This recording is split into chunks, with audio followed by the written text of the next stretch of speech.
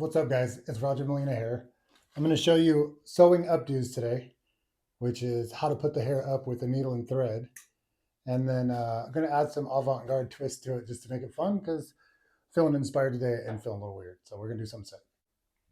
Almost inevitably, the first question I get is it hard to take down? Is it so knots into the hair? Really what you want to do, I've got a couple pins as you'll see.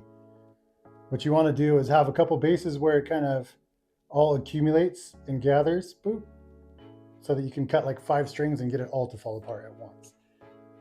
Each time you start to open it up, you'll see like where those little masses are, little networks that I made, and it just easily pulls apart. Try not to get their hair, of course. Just put your scissor through, lift it up, cut that spot, and it should just unravel. Okay, so to do this, you'll need a thread and a curved needle. I like to make my thread be about as long as my span of my arms. I'm a 5'11", so it ends up being about that length, 5 foot-ish. Then if you're used to doing extensions, this will just come natural, but if you've never done that, you go through the end. Let me get close, there we are, too close. So my thread goes through there, pull it down to it's about the halfway mark so that the ends of this will meet up. You want these ends to be at the same length. There we go, ish. Doesn't have to be perfect. Then make yourself a little loop here. Just do that closer to the length. A little loop, and then just tie that off. So it's one single pass through there. You can get this right. And then to get started, essentially, I'm gonna turn this off to the side so you can see. Leave out those pieces that you like, and then I'm just gonna grab this with my fingers and spread my fingers out. So there's 4 separate little points of contact. You can see where my fingers touch the head. Those are gonna be where my needles kind of go in. So I'm gonna go in the center back, right at center mid.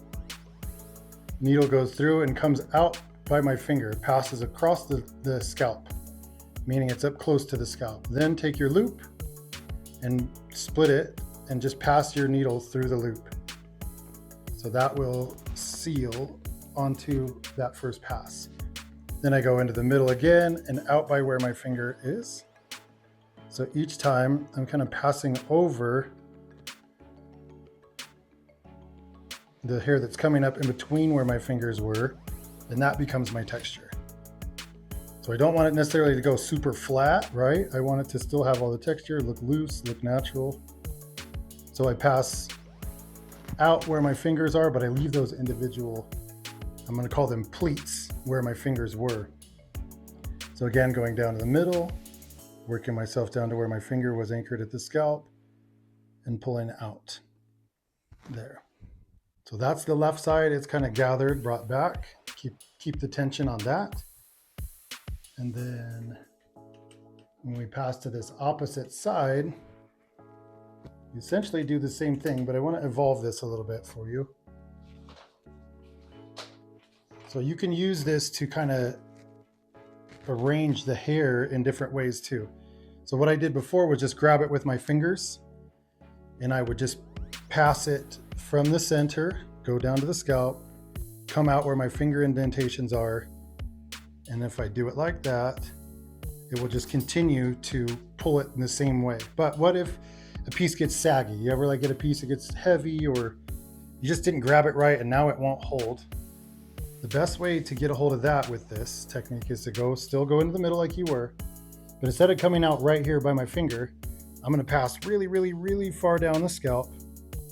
So I've covered like inches along the surface of the scalp. And then when I pull this up in the middle, it'll grab a lot of that hair and cinch it harder toward the middle. So if I wanna get deep down there, and grab all the hair at the very bottom, I gotta stay up close to the scalp, pass all the way down, and then it'll really snug that hair up tighter. So here, maybe with this little bun, let's go around that, maybe 2 loops, just that's a lot of hair. Then I'm gonna kind of like almost encapsulate the ponytail with this thread. And I'm kind of like roll it, twist it, lift it up to where it's kind of expands a little bit, but still not too loose. I want them, like if I pull on it, it still resists. You know what I mean? They don't come out. Then I'm going to take that whole section and pass it right in the middle again. So essentially all that hair has been passed through, all that hair. I'll do it one more time, back through the top of the chignon, into the center. Then this time, before I pull out, oh, I got it a little tight, so I got to pull some looseness in there. Now I'm going to go through the loop again. So you finish with the loop. You start with passing through your loop, and you finish with passing through your loop. Both, and then it'll lock it in there tight. Cut that end off. Tuck my little leftover in, and now I'm going to take a hairpin through the top of this chignon. So I have the tension here in my hand. My pin will stick in it and stay strong in it. Then I go up to the ridge of the scalp, push that pin up so it's parallel with the scalp, and then flat down and in. And that should hold it pretty well. If you have any pieces that are like kind of coming out and you don't really love, grab and arrange them, tuck them underneath your chignon. Then go through the outside surface of your chignon, go down flush to, ooh, hold that too hard, flush to the scalp again and hold it. You can see that those two pins are pulling back on each other, and that's really what you're looking for. You want one to be pulling up and one to be pulling down so that they're pulling it flat. And if it's going to be a dance off or a wedding or something with a lot of movement involved, you want to get all four corners of this chignon. So I'm going to go top, bottom, left, and right and pin that in. The chignon is based off of that leverage, so they all have to be pulling at the same tension. I got one that was pulling really hard and then one that was like gathered in mildly, so that's why it popped out. Ordinarily, people probably just edit that stuff out, but I want you to see the truth. They have to all four be pulled at the same tension. So if I took one, really strong and I took one soft, they'll pull each other out. The idea is that all four of them are very strong and running through. I got kind of a messy back order here. What's that? These two are wanting to give up, so let's try them somewhere else. Most often people quit hairdressing or like give up on this stuff because something goes wrong and then they go, I don't know how to get out of it if that happens. Don't give up on it. You'll face challenges with hairstyling always, but if you don't give up on it, you'll always find a way out of it. It's when you stop trying that you'll end up losing it. I'm trying to find a tail comb here. Here we go. So take your tail comb and tuck some of these extras up. I don't want to get rid of it all. I don't want it to look like a flat, no action chignon. So I'm just kind of trapping those things under there, going through the outside of the chignon and getting them to stay underneath. I still want kind of a mess. I still want kind of a little bit of a, it's a messy bun. It's not supposed to be perfect. So then to make some of this stuff like a little bit more avant-garde, a little bit more textured, what I did was layering product over the top. So you can see I did it right here through this middle. Let's add some to the sides. You start with hairspray and just spray hairspray on it enough to where it gets kind of wettish. This hairspray isn't necessarily wet. Finish with a dry shampoo. And the dry shampoo hits those wet products much more than you would think. It starts to create this really cool kind of cast or film. It almost looks like an old doll that's been left in the closet for a year. Once all that stuff's on there and it starts to set and dry out, you see it creates like a really incredible result. And actually, if you want like individual pieces to stand out more, spray wax works great. Isolate that little piece. That's all right.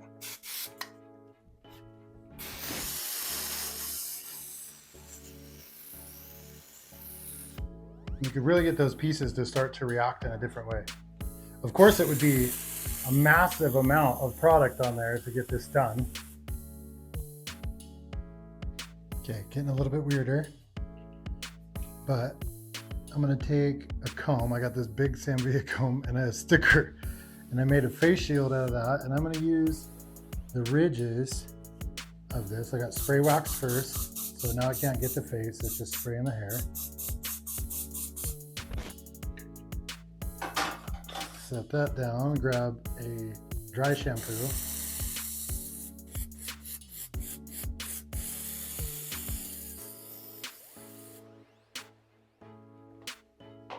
So you can keep them back off the hairline if you wanted to. It depends on what you want to do.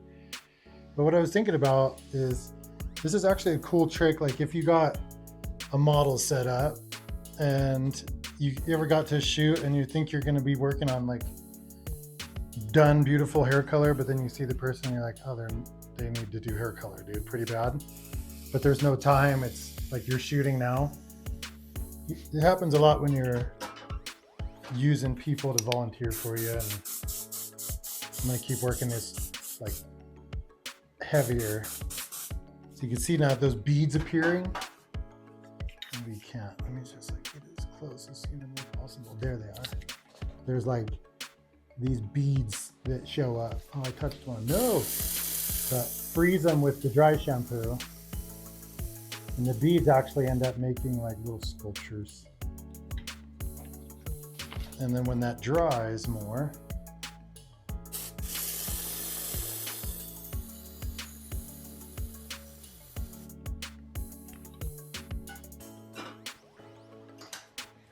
picking up tools, setting them down. Here we go.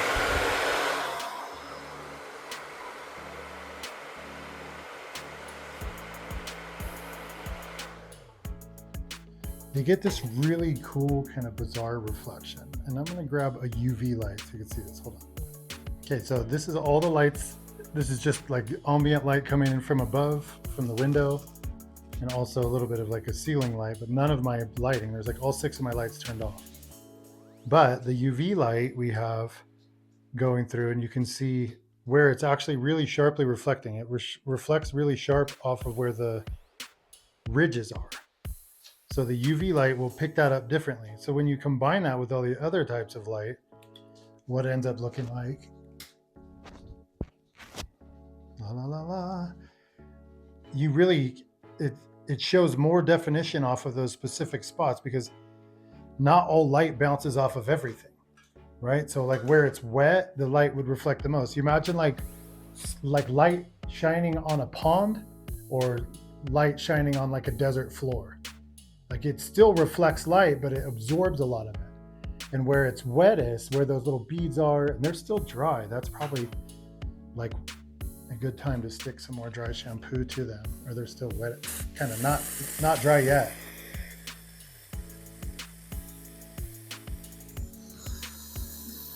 You notice that little turn up? That was literally me turning the can over. So if you turn it upside down, it drains out faster. I imagine it like a, like an hourglass, like, or like a snow globe, like all the stuff settles at the bottom. So if you shake your dry shampoo, it kind of riles up the snow globe and everything's flying out. But also if you turn it upside down, then a lot of that snow settles at the top and it'll shoot out faster. So like you kind of heard it go like, and then start really charging.